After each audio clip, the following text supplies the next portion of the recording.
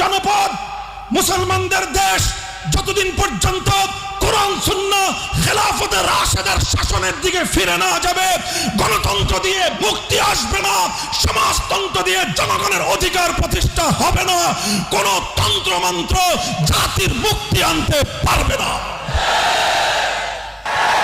সঙ্গে কূটনৈতিক সম্পর্ক ছিন্ন করেন, এর জন্য যদি ইউরোপীয় ইউনিয়ন আমাদের উপর কোনো অবরোধ আরোপ করতে চায়, ইউরোপীয় ইউনিয়নকে বৃত্তাঙ্গুলি প্রদর্শন করেন।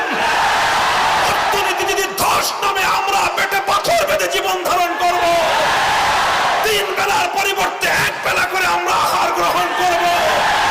আহার গ্রহণ করতে না পারি, নবীর ইজ্জত পক্ষে ধারণ করে জীবন দেওয়াকে নিজেদের জন্য গৌরব মনে করব। আমাদের গলার উপর দিয়ে ছুরি চালিয়ে দাও, আমাদের রক্ত দিয়ে আল্লাহর জমিনকে রঞ্জিত করে দাও।